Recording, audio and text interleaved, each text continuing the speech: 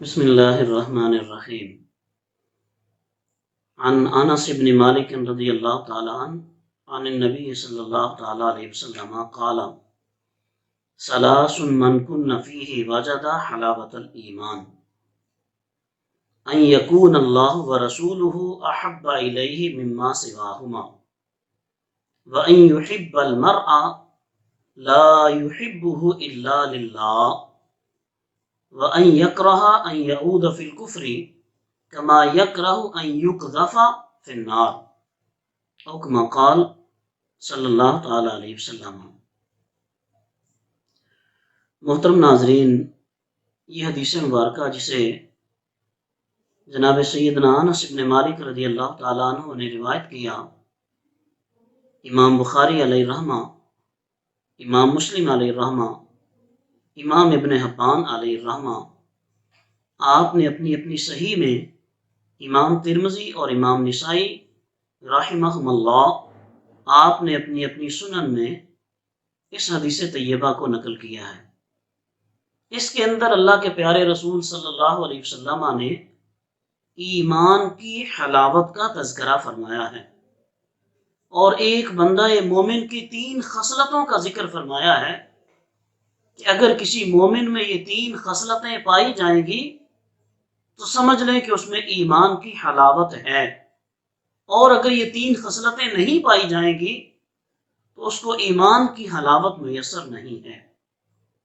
وہ کون کون سی ہیں؟ پہلی آپ نے ارشاد فرمایا کہ وہ اللہ اور اس کے رسول کو کائنات کی ہر چیز سے بڑھ کر محبوب رکھتا ہو، اور اگر کسی انسان سے محبت کرتا ہے تو اللہ تبارک و تعالیٰ کی وجہ سے محبت کرتا ہو، اور اسلام سے کفر کی طرف پلٹنا اس کے لیے ایسے ہی ناپسندیدہ ہو کہ جیسے اس کو آگ میں ڈالا جانا ناپسندیدہ ہوتا ہے۔ دوستو، یہ معیار ہے، یہ پیمانہ ہے ہمارے اپنے ایمان کو جج کرنے کا۔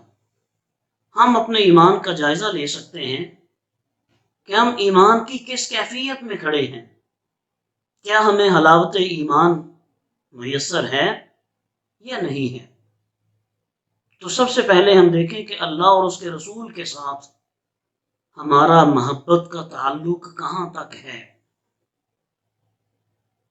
اب دیکھیے، انسان اپنے ذاتی فائدے کے لیے آخری حد تک جانے کی کوشش کرتا ہے، اپنے ذاتی نقصان سے اپنے آپ کو بچانے کے لیے انسان کو جو کچھ کرنا پڑے وہ کرتا ہے۔ کیا کبھی اسلام کے معاملے میں بھی ہم نے ایسی غیرت کا مظاہرہ کیا؟ اللہ اور اس کے رسول کی محبت کے لیے بھی ہم نے کبھی ایسی حمیت کا مظاہرہ کیا؟ کیا یہ ہماری غیرت و حمیت کی رگ کبھی پھڑکی اللہ اور اس کے رسول کی محبت کی خاطر؟ اللہ رب العزت کی ہم پر جو فرائض چیزیں ہیں، کہاں تک ہم ان کی پابندی کرتے ہیں؟ جن چیزوں سے اللہ نے منع کیا ہے، کہاں تک اپنے آپ کو بچاتے ہیں؟ دن رات ہمارے پاس ایک سرکل کی طرح معاملات چلتے ہیں کہ جن سے ہم یہ جج کر سکتے ہیں کہ ہمیں ایمان کی حلاوت میسر ہے یا نہیں ہے۔ کیا کبھی آپ نے اس پہ غور و فکر کیا؟ مثال کے طور پہ 5 وقت کی نماز کا دن میں جب بلاوا آتا ہے، حی علی الصلاۃ، حی علی الفلاح، کیا کبھی ان الفاظ پہ غور کیا؟ آؤ نماز کی طرف، آؤ کامیابی کی طرف۔ گویا نماز کی طرف آنا یہ دونوں جہانوں کی کامیابی ہے۔ ہم سمجھتے ہیں کہ محنت مزدوری کرنا، مال بنانا، جائیدادیں اکٹھی کرنا، ایک دوسرے کے مال پہ قبضہ کرنا، یہ بڑی کامیابی ہے۔ اچھی گاڑی مل جانا، کسی اچھے سیکٹر میں گھر حاصل کر لینا، کسی اچھی سوسائٹی کا ممبر بن جانا، یہ کامیابی ہے۔ برادران اسلام، یہ کامیابی نہیں ہے، یہ کامیابی نہیں ہے۔ ایمان کی حلاوت تو تب انسان کو ملتی ہے کہ جب وہ کائنات کی ہر چیز سے بڑھ کر اللہ اور اس کے رسول سے محبت کرتا ہے۔ ہم اپنے ماں باپ سے محبت کرتے ہیں، بہنوں بھائیوں سے محبت کرتے ہیں، اولاد سے محبت کرتے ہیں، مال سے محبت کرتے ہیں، اپنی گاڑی اور گھر سے محبت کرتے ہیں. آپ بتائیں یہ جو رشتے اور چیزیں ہیں، اگر ان میں کوئی نقصان ہوتا ہے، یہ کہیں پہ آپ کو طلب کیا جاتا ہے، تو آپ سب کچھ چھوڑ چھاڑ کے پہنچتے ہیں. یار میری مجبوری ہے، یار میری مجبوری ہے، مجھے پہنچنا ہے.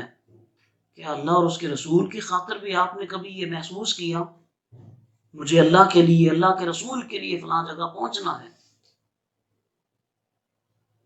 سیدہ طیبہ ام المومنین سیدہ عائشہ رضی اللہ تعالیٰ عنہ آپ فرماتی ہیں جب اذان ہوتی تھی، اللہ کے پیارے رسول صلی اللہ علیہ وسلم اپنے گھر میں جلوہ افروز ہوتے تھے، ہم سے گفتگو اور کلام کر رہے ہوتے تھے، اور جیسے ہی اللہ تبارک و تعالیٰ کی طرف بلاوے کی آواز آتی تھی، اذان کی آواز آتی تھی، حضور صلی اللہ علیہ وسلم ایسے بیہیو کرتے تھے کہ وہ ہمیں نہیں جانتے اور ہم ان کو نہیں جانتی. پریارٹی اللہ کے لیے، ترجیح اللہ کے حکم کی پابندی کے لیے ہے، اللہ کی اطاعت اور فرما برداری کے لیے ہے. اللہ کی محبت کب ملتی ہے؟ جب انسان کو اللہ کی معرفت ملتی ہے. اللہ کی معرفت کب حاصل ہوتی ہے؟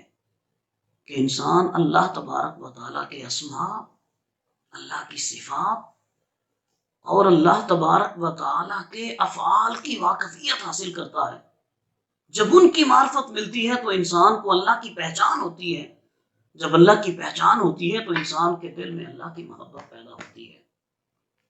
دنیا و آخرت کی کامیابی کا مدار اللہ کی محبت پہ ہے.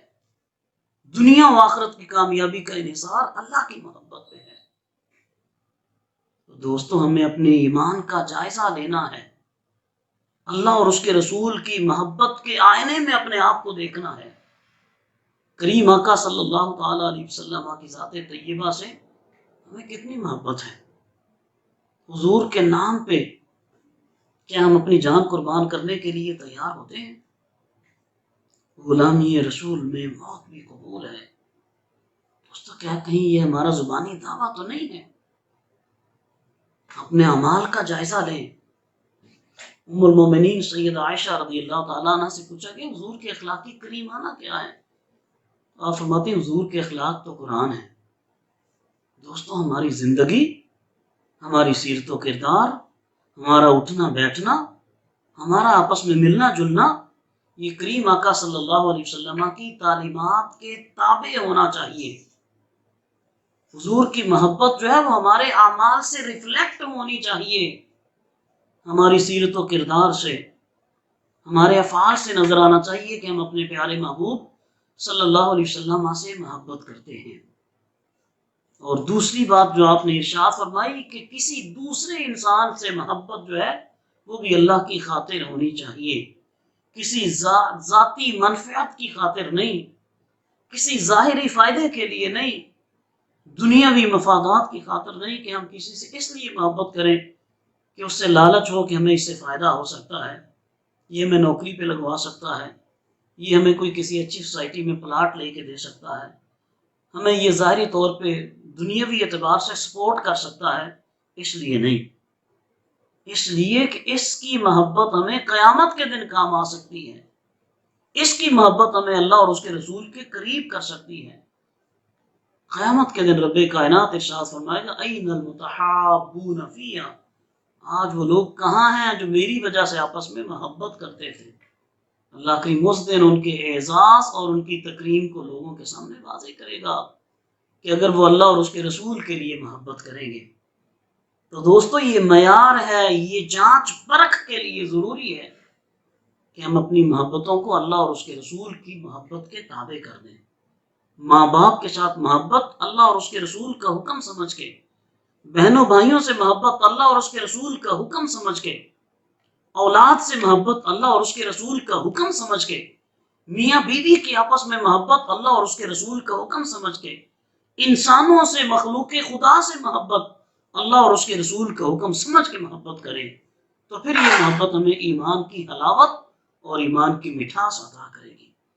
اور تیسری بات آپ نے ارشاد فرمائی کہ اگر انسان اپنے ایمان کے بعد کفر کی طرف پلٹنے کو اتنا ناپسندیدہ جانے کہ جتنا اس کو ناپسندیدہ آگ میں ڈالا جانا ہو تو سمجھ لے کہ اس کو ایمان کی حلاوت میسر ہے۔ دوستو، صحابہ کرام علیہم الرضوان کے واقعات سے تاریخ اور سیرت کی کتابیں بھری پڑی ہیں کہ جنہوں نے اسلام کو پریارٹی دی، ترجیح دی، اور اللہ تبارک و تعالیٰ نے ان کو دونوں جہانوں میں کامیابی اور سرخروئی عطا فرمائی۔ مالک ارض و سما نے ان کے لیے اعلان کیا، رضی اللہ عنہم ورضوا عنہ۔